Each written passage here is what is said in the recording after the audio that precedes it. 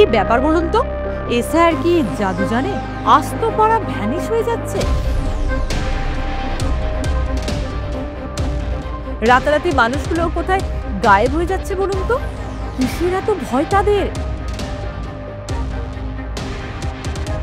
কেনই বা এত আতঙ্ক?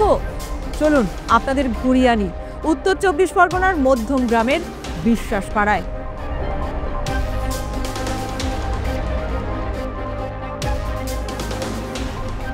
মূলত নিচু জমির ওপর গড়ে ওঠা বস্তি এলাকা। দেখে মনে হবে না এই বিশ্বাস পাড়ায় মানুষ থাকতো। মানুষ কোথায়? শুধু তো পড়ে রয়েছে বাঁশের কাঠামো। রাতারাতি শ্মশানের চেহারা নিয়েছে এই বিশ্বাস পাড়া। শুধু পড়ে রয়েছে জঞ্জালের সার। স্থানীয়রা জানিয়েছেন কিছুদিন আগেও এখানে মানুষজন ছিল, কিন্তু এসআইআর চালু হতেই সব ভোভা। ভাবুন একবার, এ যেন মগের মুলুক। ফাঁকা জায়গা দেখে বসতি তৈরি করলে আর কি দেশের নাগরিক হওয়া যায়?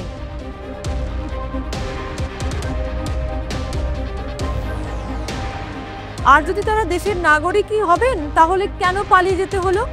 কেন জনমানব শূন্য হয়ে পড়লো এই মধ্যম গ্রামের বিশ্বাস পাড়া? খোঁজ নিতে ওই পাড়ায় গিয়েছিলেন আমাদের প্রতিনিধি। সরজমিনে তিনি ঘুরে দেখলেন পরিস্থিতি। পাটুলি বিশ্বাসপাড়া এলাকার একটি বাগান, সেই বাগানে কাগজ কুড়িয়ে, প্লাস্টিক কুড়িয়ে আনতেন বেশ কয়েকটা পরিবার। তারা এখানে অস্থায়ীভাবে বসবাস শুরু করেছিল বাংলাদেশ থেকে এসে। এসআইআর শুরু হতেই তারা এই অস্থায়ী বাসস্থান ছেড়ে নিজের দেশে পালিয়েছেন, এমনটা সূত্রের খবর। স্থানীয়রা অনেকেই বলছেন। আমি দেখাবো সেই অস্থায়ী যে বাসস্থান, এইখানেই কিন্তু তারা থাকতো এবং এইখানে এই যে কাগজপত্রগুলো ছিল, সেই কাগজপত্রগুলো এখনো আছে এবং এই কাগজপত্রগুলো কিন্তু প্লাস্টিক, ময়লা, আবর্জনা এগুলো তারা জোগাড় করতো এবং এখান থেকেই বিক্রি করা হতো। পর পর সারি দিয়ে ঘর, আমি দেখাবো সেই ঘরগুলো কিন্তু পড়ে আছে। ঘরে তাদের যে ফেলে যাওয়ার যে জিনিসপত্র, সেই জিনিসপত্রগুলো কিন্তু এখনো আছে। প্যান্ট আছে, অন্যান্য যেভাবে তালা, চাবি, এখানে অস্থায়ী একটা বস্তি, সেই বস্তি গড়ে উঠেছিল এবং এইখানে যে সমস্ত বাসিন্দারা থাকতেন তারা সমস্ত জিনিসপত্র ফেলে পালিয়েছেন এসআইআর শুরু হতেই। স্বাভাবিকভাবেই প্রশ্ন উঠেছে যে বাংলাদেশ থেকে বাসিন্দারা এদেশে আসতেন, এ নিয়ে একটা রাজনৈতিক চাপানোতর তো ছিলই। কেউ কেউ বলতেন যে বাংলাদেশ থেকে আসছে, বিশেষ করে বিজেপির অভিযোগ ছিল যে বাংলাদেশ থেকে এদেশে বহু নাগরিক এসছে। তৃণমূলের পাল্টা যুক্তি ছিল দেখিয়ে দিক, এবং এখানকার বাসিন্দারা বলছেন আশপাশে ছড়িয়ে ছিটিয়ে এখনও আছেন অনেকে নাকি পাকা বাড়ি করে তারা বসবাস করছেন, তারা এখনও আছেন।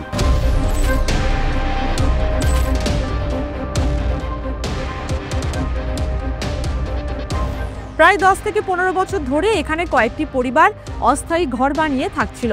স্থানীয় সূত্রে খবর, কোনো পরিবার এসেছে সুন্দরবনের দূরগ্রাম থেকে, আবার কেউ বাংলাদেশ, এমনটাই বলছেন প্রতিবেশীরা। দিনমজুরি বা গৃহকর্মীর কাজ করেই তাদের সংসার চলত। সুন্দরবন থেকে আসা বাসিন্দাদের আধার, ভোটার কার্ড থাকলেও পুরনো ভোটার তালিকায় তাদের নাম ছিল না। আর যারা বাংলাদেশ থেকে এসেছে বলে স্থানীয়দের অভিযোগ, তাদের কাছে ভারতীয় কোনো নথিই ছিল না। এসআইআর এনুমারেশন ফর্ম বিতরণ শুরু হতেই পরিস্থিতি বদলে যায়। স্থানীয়রা জানান, ফর্ম হাতে পাওয়ার পরই বস্তিবাসীদের মধ্যে ভয় ছড়িয়ে পড়ে। 1-2 দিনের মধ্যে প্রায় সব পরিবার ঘরের তালা মেরে নিখোঁজ হয়ে যান। ফলে গোটা বস্তি এখন প্রায় জনমানব শূন্য। কোথায় থাকতো কারা? এরা কোথা থেকে কোথা গেল? এরা সব ওপারে। ওপার বলতে বাংলাদেশ। বাংলাদেশ। কি করতো এরা এখানে? এরা এখানে কই নোংরা খুঁটে খাতো, এই প্লাস্টিকগুলো খুঁতে ওই খাতো, এই কাজ করতো, আর কিছু না। আচ্ছা, এইখানেই সব থাকতো? হ্যাঁ, এইখানে থাকতো ধরে নাও ম্যাক্সিমাম কেউ 1 মাস, কেউ 2 মাস, কেউ 1 বছর, এরকম থেকে চলে গেছে। একটা বউ এখানে এসছে, আবার দেখি 2টো বউ রাত্রির বেলা দালাল এসছে, দালাল দিয়ে গেছে। এই সমস্যাতে আমরা 2022-এ একবার ওদের সরিয়ে দেবো করেছিলাম, ওরা কিন্তু যায়নি। তখন এখানে দল পাকিয়ে কিছু ভিতরের লোক সাপোর্ট ছিল, উঠতে চায়নি।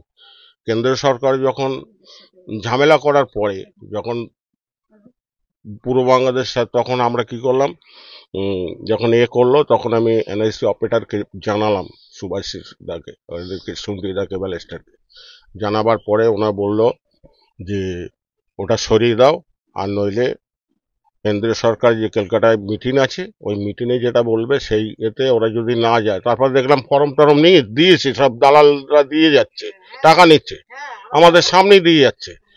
আমি শুধু কৈফিয়ত একটাই করলাম যে এদেরকে এইগুলো দিচ্ছ নাগরিকতা, এদেরকে মেন নাগরিকতা নেই।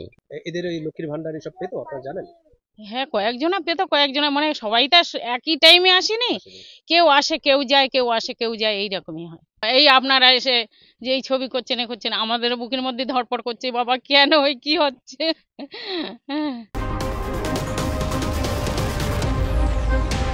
শুধু কি বিশ্বাসপাড়া? মধ্যমগ্রাম পুরসভার ৩ নম্বর ওয়ার্ড মধ্যমগ্রামের মাঠপাড়ায় এই গ্রামে গোটাটাই এখন জনমানবহীন। গোটা গ্রামে ১০০রও বেশি পরিবার থাকতো বলে জানা গিয়েছে, কিন্তু রাতারাতি উধাও সবকটি পরিবার। এই এলাকায় মানুষজন বেশিরভাগই কাজ করত ভাঙাড়ির। স্থানীয়দের অভিযোগ, এরা মূলত বাংলাদেশ থেকে এসেছিল। এসআর ঘোষণা হওয়ার পরই এলাকা একেবারে জনমানব শূন্য হয়ে পড়ে। এইটা হচ্ছে এই প্রশ্ন জাগা বা প্রশ্নের বিষয়টা, এটা আমরা সঠিক জানতাম না। যার জমি যিনি ভাড়া দিয়েছে, এবার ভাবুন আপনার জমি আপনি ভাড়া দিচ্ছেন, সেখানে তো আমাদের অবজেকশন জানানোর কোনো রাইট নেই। এবার যদি সরকারও এটা বলেছে যে ইন্ডিয়ায় এসে সবাই বসবাস করতে পারে, বা মেবি এখন হচ্ছে এই আইনটা চালু হয়েছে, তখন সবাই একতাই ছিল না। তাই যখন উনি ওনার জমি হচ্ছে ভাড়া দিয়েছেন, তখন আমাদের এখানে অবজেকশন জানানোর কোনো পয়েন্ট ছিল না। ওনারা মেবি পরিযায়ী শ্রমিকই ছিলেন, পরিযায়ী শ্রমিক ছিলেন। ভাঙড়ি, ওনারা সেই ভাঙড়ি তুলে তুলে বেড়াতেন, আর যারা ঘরের হাউসওয়াইফ ছিল তারা পরিযায়ী শ্রমিক। কতদিন ধরে এখানে থাকে? বিগত 2-3 বছর। আর হঠাৎ করে কবে চলে গেল? জবের থেকে এসআইআর যে ফর্মটা যে ডিক্লেয়ার করা হলো, তবের থেকে ওনারা চলে গেছে।